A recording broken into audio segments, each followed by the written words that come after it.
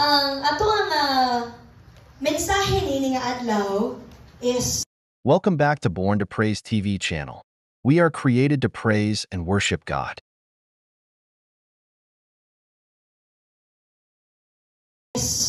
understanding suffering or pagsabot sa kalisdanan. So, sa ato nga bersikulo nga nabasa ni adlaw, kini siya usa ka istorya sa usa ka alagad sa Ginoo.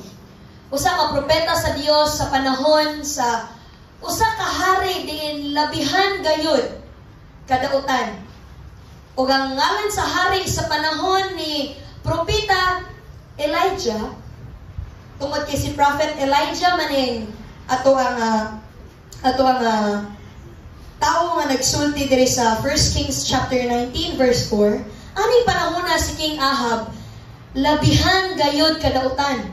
Og naigingon ang pulong sa Ginoo nga mas dautan pa gayud siya kaysa sa mga hari nga nauna niya. Og sa iyaha nga pagbuhat niini, iya nga gituyo nga palaguton ang Dios. Hinana kadautan ang hari aning panahon ni Prophet Elijah. Grabe siya kung magbuhat og mga butang nga makapalagot sa Ginoo. Nagtukod siya og usa ka kanang imahe sa Baal dito usab sa ilahang nga kaugalingon nga templo. Na usab sila'y kaugalingon nilang mga propeta. Ana kadautan kining panahona. Ug kung imo hunahunahon, kung alagad ka sa Dios nga nagpailalom sa paghari sa dautan nga hari, lisod ang imong kinabuhi. Tungod kay aming panahona, kung ikaw gani hari sa usa ka nasod, ikaw mo'y naay gahom sa tibuok nasod. So ang hari mo'y naay sa usa ka kapulong sa usa ka hari, mahimo nga kini mabuhat dayon kini.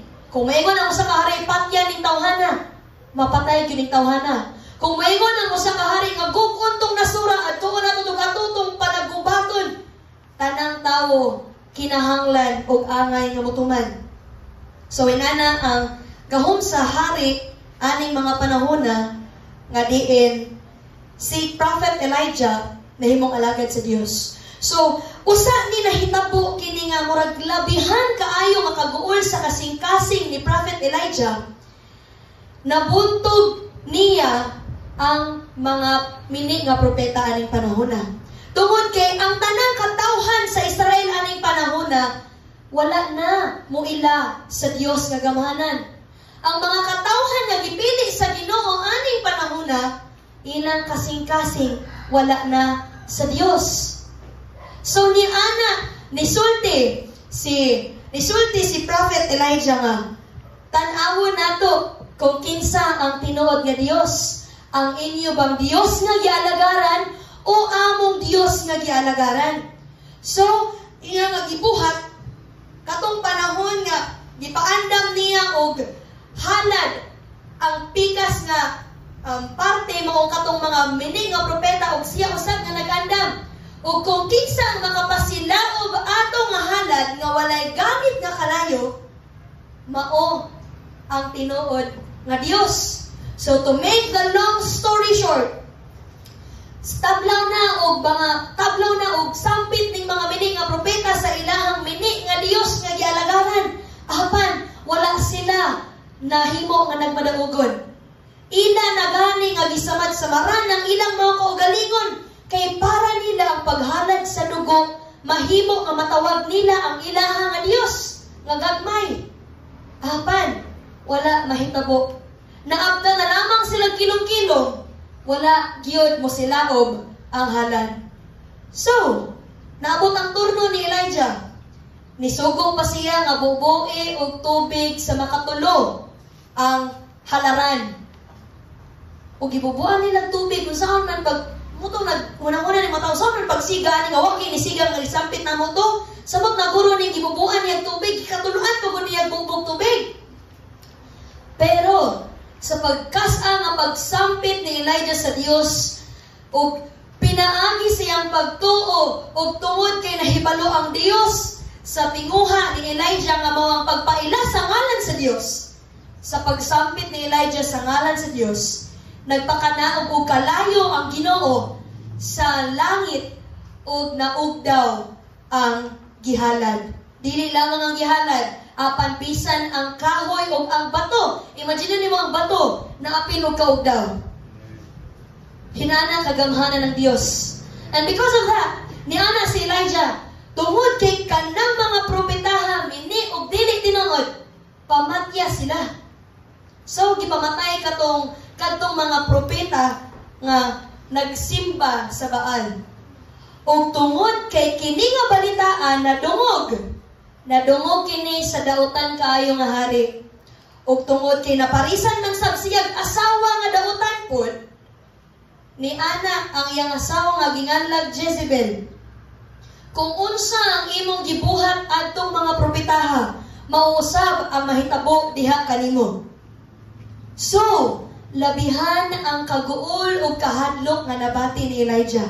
Tungod kay patyon gud siya, ug sa kapulong sa usa ka hari, tanan nga mga alagad ana nga hari maglanad gyud sa tawo nga gusto niyang patyon. So ikaw nga nag-alagad sa Dios anang panahon na bisan og grabe na kaayo kanang kalsuod sa Ginoo, mulabaw gyud ang tawhanon nga pagbati. Ato nga panahon na grabihan ang iya nga kagulanan kay mahitungod ang mga propeta sa Dios aning mga panahon na gipamatay ni Jezebel. Og ang mga propeta aning mga panahon na silang tanan nagtago na lamang og ipakaon ra og supas og tubig. Mooy kinabuhi sa mga propeta aning panahon na labi kalisod. Grabe kaayo ang persecution. Grabe ang kalisdanan nga nasinati nila. So, aning mga panahon na nangayo na lamang si Elijah o katapusan sa iyang kinabuhi. Hingunana ang iyang kaguol. Hinana ang iyang nga distress nga nabati. Hingunana ang kahadlok nga nabati ni Elijah sa iyang nga kinabuhi. Nga nangandoy na siya. Nga siya mamatay. Apan, igsoon, wala siya pasagdi sa Ginoo. Taliwala sa kalisdanan o bisan og atong panahon na nagduha-duha na si Elijah sa pagpadayon sa pagpangalagad sa Ginoo, wala ang Dios pasagdi si Elijah. Iyang ipatulog, iyang ipakaon, pinaagi sa usa ka langgam. Grabe kay si Lord. Iyang ipapahulay, iyang pagkaon gipadad-an niya og meat o bread morning and